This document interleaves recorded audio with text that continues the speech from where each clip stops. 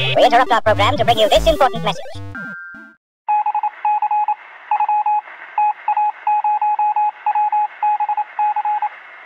All right. Now, hello and welcome. Hello and welcome. Hello and actual welcome. Actual welcome. Now that we have the video going, you are... Eric. And I'm Tig. No, I don't think that's accurate. Oh, wait, I'm Tig. Yeah, and I'm Eric. You're listening to the 1990s... podcast. Wait, I think I just might have messed that up.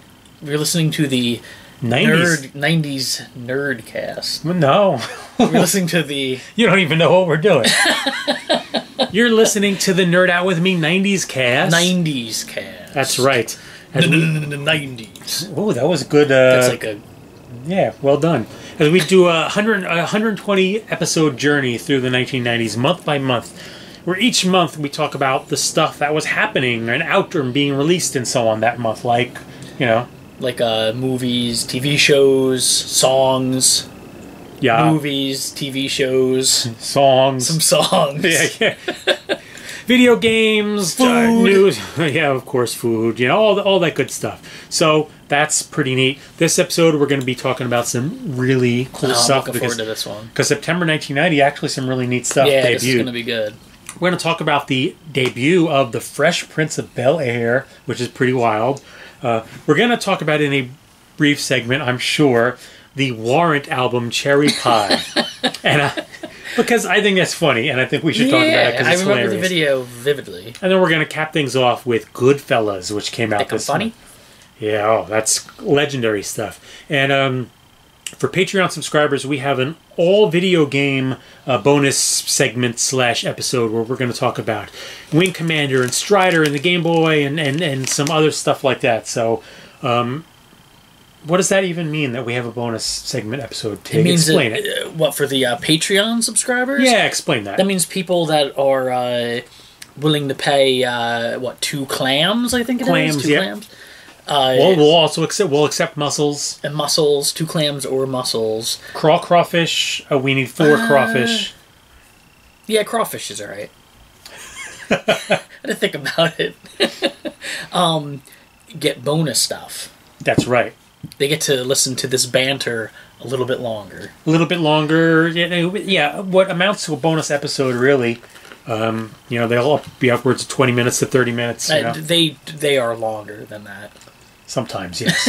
Plus, you get to watch the unedited footage of us sitting here recording this stuff. Which is, if you're into torture. Well, if you like video, plus other stuff. Do bonus episodes. Live broadcasts. That's right. Exclusive. We're going to be doing exclusive live broadcasts. Which will have giveaways, probably, I'm sure, in them. That's true. And we are also discussing the possibility of live streaming, like us watching movies and commentating. Yeah, like sort of a mystery science theater, right? Yeah, rip off.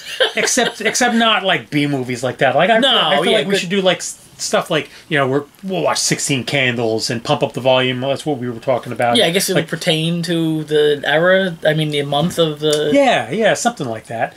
Something to that effect. Which I think that would be pretty fun. Oh, I'm sorry, I have to tie my damn shoe. So yeah, like we were talking about last episode, all this housekeeping stuff really annoys me, and I know you have to do it because it's the way you're supposed to do things, but it just really, it's annoying. So just find us on all the different social media channels. Just nerd out with me. Yeah, just nerd out with me. Pretty much on every channel. That's where you'll get us, including Patreon / nerd out with me. That's where you can find all the details on that. Your money supplies us with food and beer, and will help us buy a second microphone. So come back in a moment, and we're going to be talking about The Fresh Prince of Bel-Air.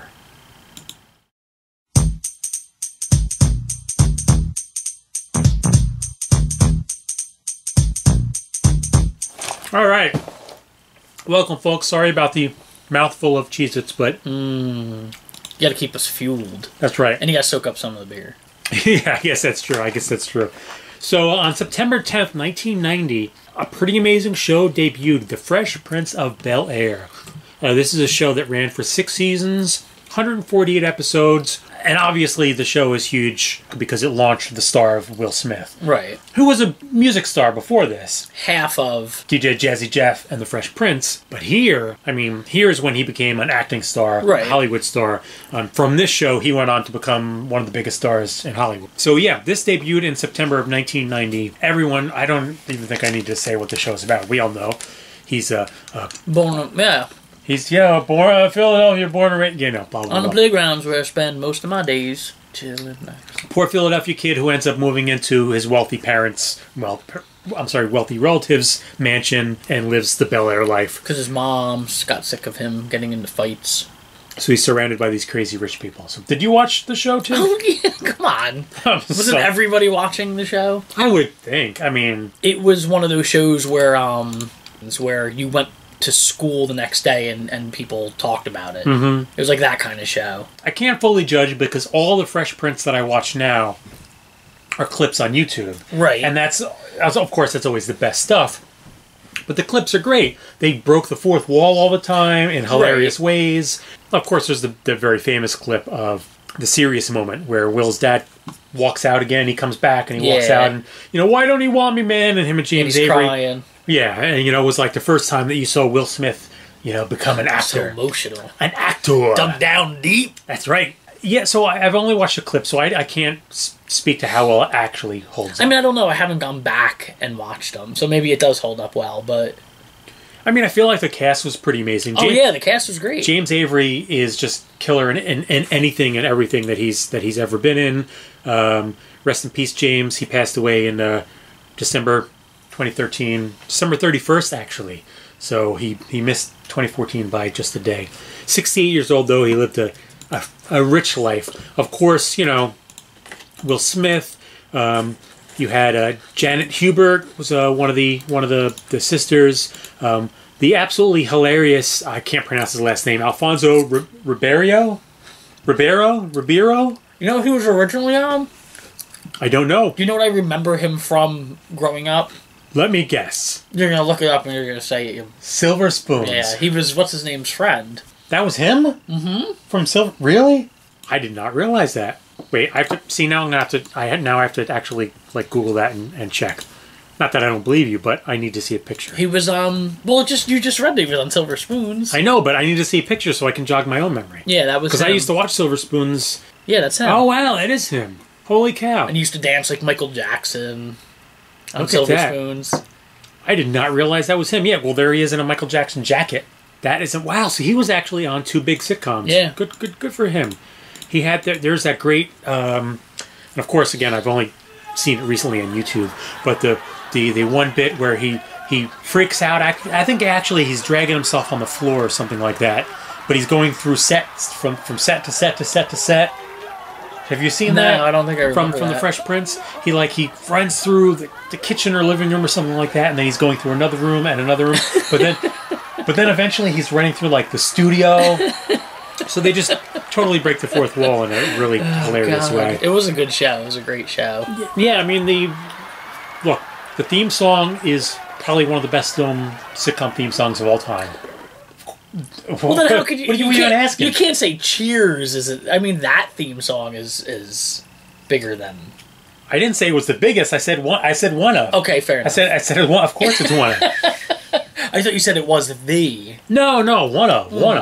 Yeah, one. No, it's one of. I agree with that. I mean, there's so many awesome clips of just people breaking out into it and knowing all the words. Oh yeah. Will Smith was. You're familiar with the Graham Norton show? He's he's like a British talk show host. Oh, yeah. Yeah, and which I love Graham Norton. I love that show. Will Smith was on there, and they asked him to do the song, and the whole audience was doing it along with him, which is hilarious. But do people go back and watch it still? Is it on Netflix or anything like that? I don't think it's on Netflix, because I think if it was, I would have stumbled upon it and watched it. You check out some episodes just because. But I don't think it is. It's hard to. It's weird because it's hard to. See, I go back and I watch Cheers episodes and stuff, and they seem to hold up well, and I don't know if I'd go back to Fresh Prince. But I mean, I guess they must. I mean, it's just comedy, and it's not like It's like the jokes wouldn't hold up, or the situations wouldn't hold up. And Will Smith was funny. Right, and everybody in it's good. Yeah.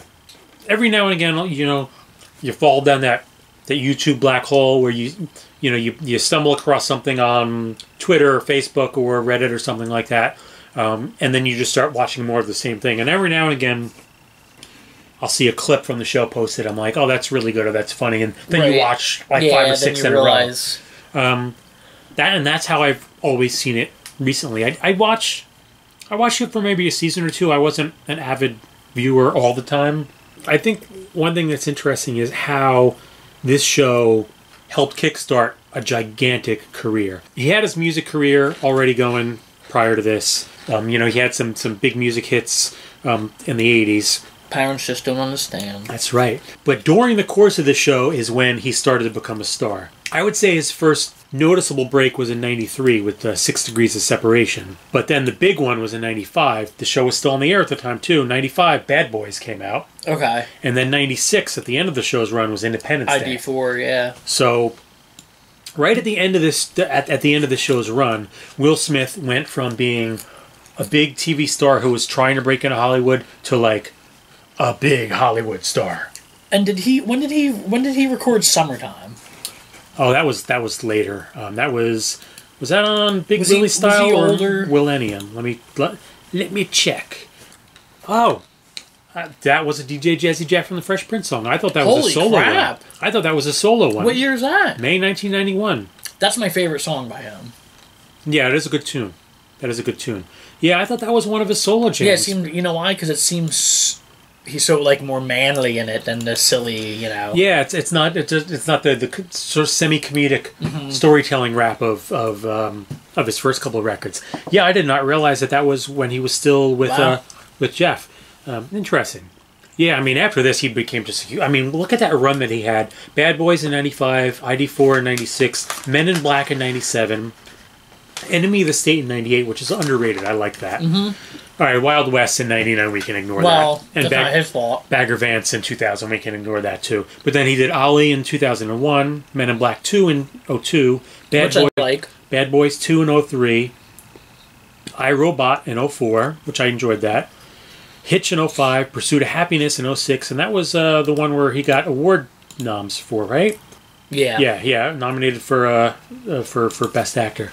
I Am Legend in 07, Hancock in 08. I was disappointed with I Am Legend just because I read the book before I saw it. So yeah. Men in Black 3 in 2012. Oh, After Earth, probably his greatest movie. Kidding. Did you see that? Was that lightning out there? In 2013, and then blah, blah, blah. But yeah, it launched a big career for him. I'm curious to see how the show holds up for people who are listening. Send us some notes or comments or something like that if you have actually watched full episodes recently, because I'd be really curious to see how the show holds up. Yeah, I haven't watched it. Yeah. So we'll be back in a minute for a short segment. We're going to talk about one of the cheesiest records of the era. What a great video. Warrant's Cherry Pie. We'll be back.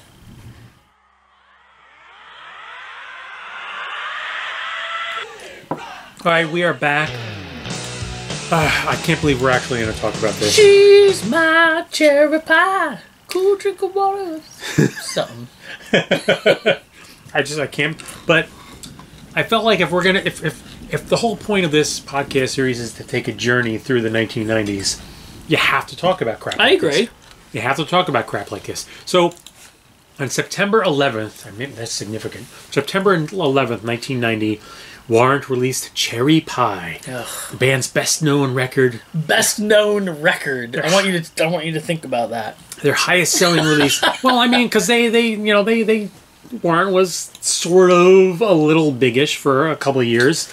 Their first record came out in '89, Dirty Rotten, Filthy, Stinking Rich, and that had a couple of songs that people would know on it. People sometimes are the Down Boys, remember, and Heaven.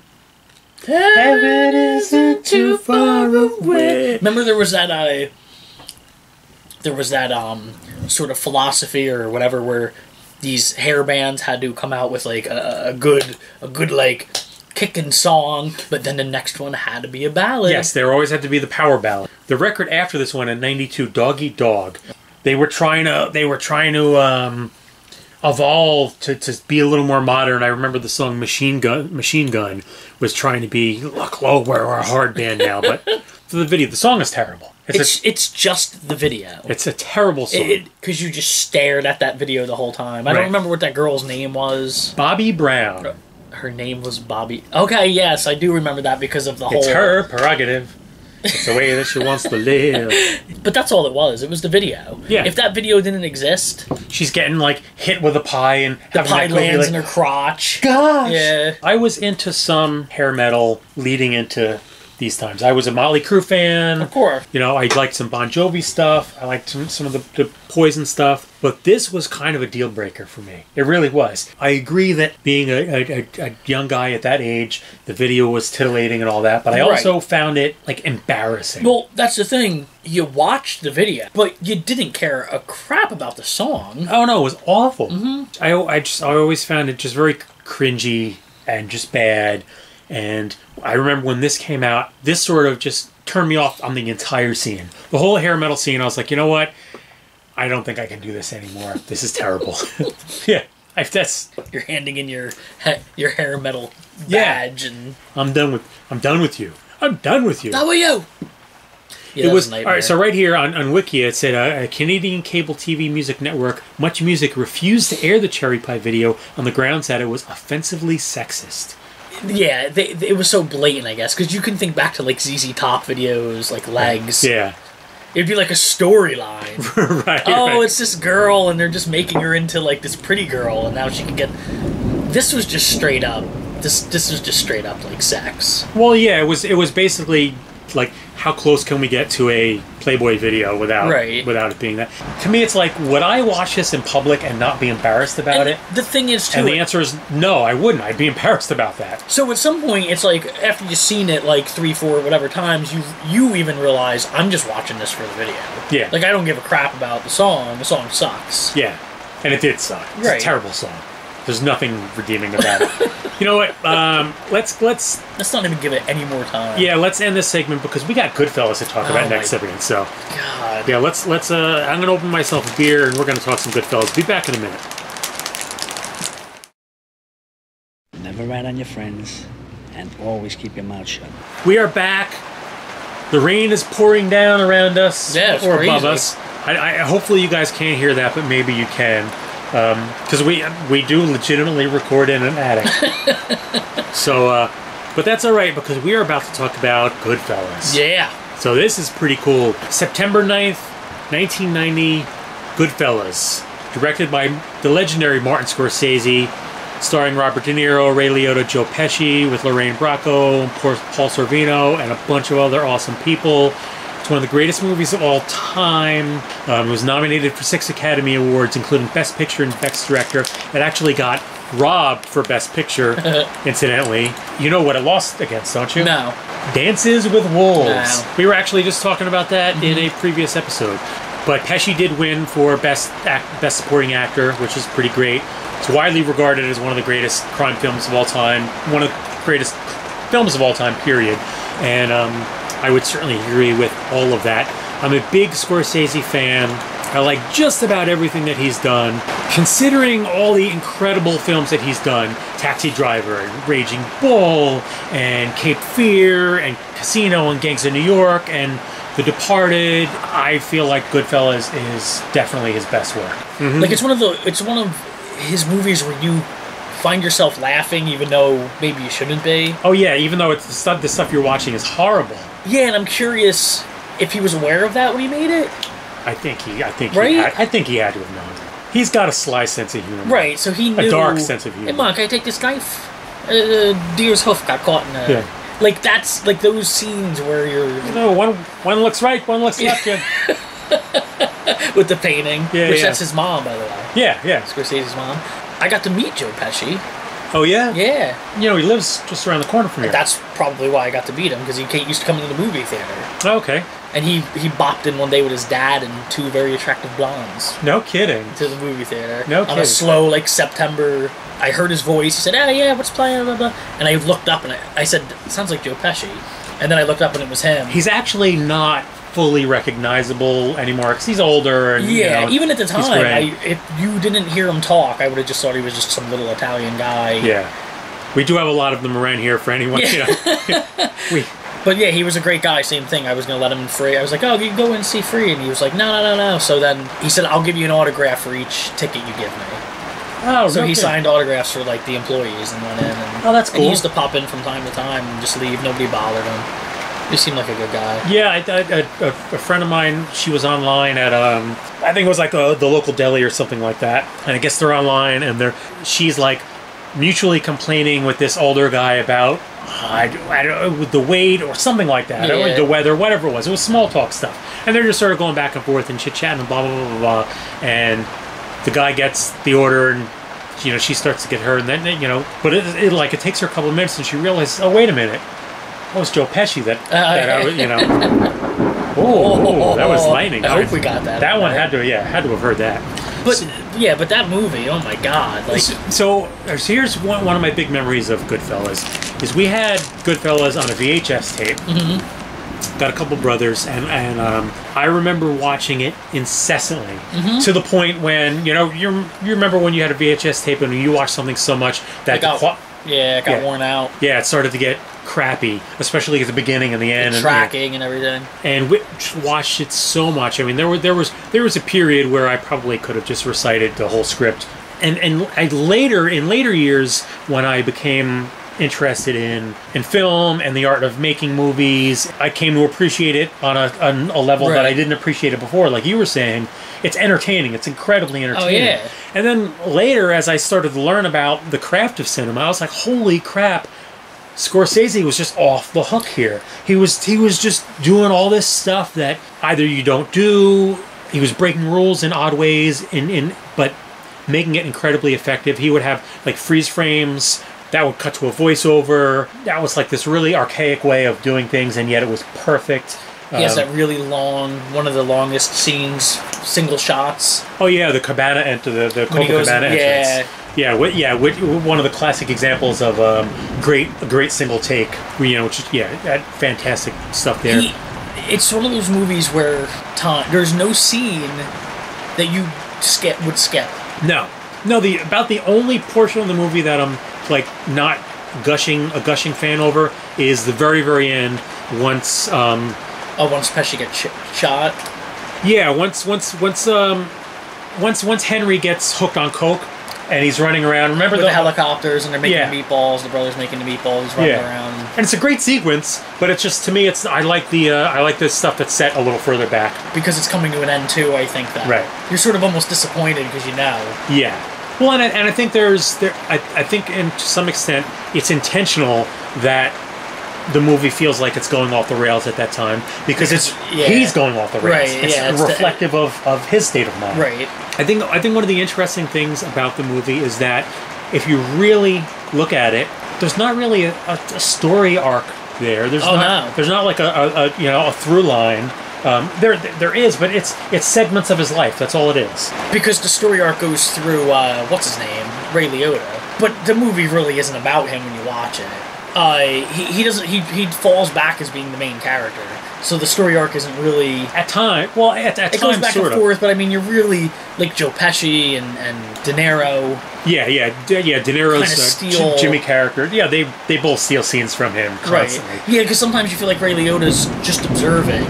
Well, that's kind of what it is because that's what it's based on is the real Henry Hill's his experience while his supposedly true story of what it was like. Yeah, there are some thoughts that maybe he embellished it a little bit.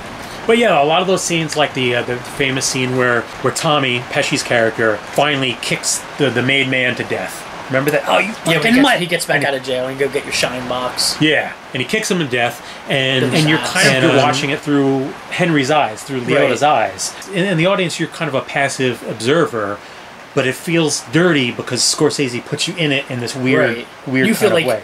You're in that, having to try in that bar trying to figure out what the hell you're going to do. And Scorsese makes you feel dirty a lot in this movie. There's now I can't remember the character's name, but he's the Jewish character. He's the big tubby guy. Oh, the one that's always bugging what's his name for his money. Right, and eventually Jimmy he stabs him from behind. Well, no, but before that, when his wig comes off. When his wig comes off and it's flopping around, and they start laughing, and you're laughing, but you're also like, this is horrible. These are disgusting people doing disgusting things. That's the thing. Scorsese was real good at, especially with this movie, of you becoming part of the gang, making them feel like heroes, which was a complaint about that movie with a lot of people after a while. Yeah, you turn them into heroes in a way, even though it doesn't end that way. Right. But now you see, I never had that complaint with Goodfellas. I do have that complaint with The Wolf of Wall Street. I thought The Wolf of Wall Street was just as self-indulgent as the main character. Did you see The Wolf of Wall Street? I didn't say it. I'm a huge Scorsese fan, and I would say, don't bother. It's 3 hours of Scorsese masturbating, essentially. He's really amazing at what he does, but no, Goodfellas is just tight and focused and inventive, and he all the tricks that he learned he was at over the the pinnacle years. Of his height of his career at that point. All the tricks that he learned from doing Taxi Driver and Raging Bull and The Color of Money and all these films leading up to this, he was just throwing it all out there. And it throws a lot of stuff in there that usually doesn't work. Voiceover, there's a lot of voiceover in the movie, and voiceover is usually kind of clunky and people usually hate voiceover. Yeah. It's usually kind of lazy. It's the writers or the directors filling in things that they... Especially like you said with the freeze frames with the voiceovers and they'll snap back into... Yeah, oh yeah, because there's the one bit... The first one that really stands to mind is Henry as a young man, and they have him... when he's blowing up the cars and he freeze frames when he's running away. Yeah, and it's such an... It's an odd choice. Especially being it's the first time you see it in the movie. Yeah. They don't do that until that moment, that freeze frame where he's running away. Yeah. It's such an odd directorial choice. Why? So it freeze frames and then Henry just starts talking about stuff. Why are you doing that? Plus, there's another bit, which I think people often overlook, at the very end, where the fourth wall breaks in the courtroom. Yeah, when he starts walking. And it's weird because nobody points that stuff out. How strange it is that he just throws those in. And you think about that. You've just gotten done watching 2 hours of the most intense gangster movie, mafia movie that you've ever watched. You're in the middle of a courtroom scene, watching the main character, his fate get decided, and out of nowhere, he turns to the camera and starts to monologue to you. What is that? It was like his way of bringing the narrator to you personally, and by that point, that's why he's brilliant at it. Yeah. Because he can get away with the stuff that people complain about. Mm-hmm. Like the montage. He has a montage in the movie. Yeah. And montages almost always. Montages are in cheesy 80s movies. Yeah. The training montage and stuff. But this just... A murder montage, but a montage nonetheless. I would say the murder montage actually surpasses the murder montage at the end of The Godfather. Oh, shit. I forgot. You did not see The Godfather. Oh, my God. I forgot that. I'm a bad Italian. You are a terrible Italian. Wow. I forgot that. None of them. I love Lorraine Bracco in this as Karen. I drive my wife nuts because I sometimes talk like that when I'm trying to get you to do something. She gets all pissed off. Yeah. I don't understand why. Karen! Yeah, she's real good in it. She's annoying, but she's supposed to be. Right. The clash of a Jewish family and an Italian family. That whole funniness. Her parents are hilarious. When she's yelling at him when he comes home late, and he's just laughing as he walks back. Well, and that's again, you had brought it up earlier, how you almost feel guilty because so much of the movie's funny. But yet it's one of the sort of most grotesquely violent, antisocial movies. Again, that's why I didn't have a lot of people. There was sort of a kickback, what do you call it? Backlash. Backlash. That's the word.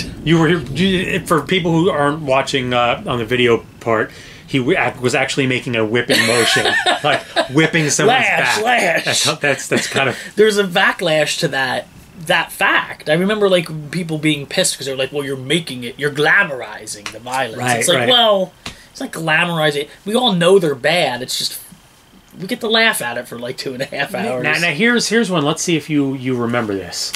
In the movie? Yeah. I'll remember, because I'm just like you. I saw the movie like a million freaking times. All right. So I'll put it this way. What is what actor is this movie's connection with Quentin Tarantino? Right. Like there's an actor in this movie. Yes. Just here's what actor connects this movie to Jurassic Park movies? You remember that Samuel L. Jackson's in it, right? Oh yeah, he's the truck driver. He gets shot in the stacks. Yeah. Okay. Yeah. Sam Jackson. Sam Jackson was in every movie, though. That was the But, I forgot Samuel Jackson. You don't forget because that whole scene with the "you could take the coffee with you." Yeah. It's like Joe Pesci's yelling at him after he shoots him in the head. Yeah. What's wrong with you? Sounds like the rain has stopped. Does that mean it's the end of the segment? I mean, I don't know. Is it the end of the segment? I don't know. How much time have we gone through? We've talked for some time. I mean, do you have anything that you'd like to say about Goodfellas? I don't think there's anything left other than it's a great movie, and I watch it anytime it popped on TV. I still like to go back to it. It's one of those movies I'm dying to. I want the kids to be able to see it, but I think there's no sex in it, so no. But here's a. I don't think it would go over. I don't think they would get it all. Even except for the murder montage, which is relatively explicit, the violence doesn't seem explicit. But to me, I feel that makes it hit even harder. Because I think often the implication of violence is more powerful than the overt violence. So when you see what's his name, De Niro stomping, that scene's like very violent. Or when they're stabbing the guy in the trunk of the car, and you're not seeing you just hear the sounds and the and you're seeing it from like the trunk's perspective, and it's awful. It's the implication. I'm not going to go into that, but that's I think I'll have to wait. And the language. I mean, I don't know. Well, with you, but the language is off the charts. At the time, it was the most F-bombs in a movie ever. Well, with my kids, they've heard the word. They're not allowed to say it, so I wouldn't be. Yeah, I think I'll wait. It's a pretty intense movie. Yeah, it's a pretty intense movie. Show them The Godfather instead. Yeah, just show them that. All right, we'll be back in a minute to close this out.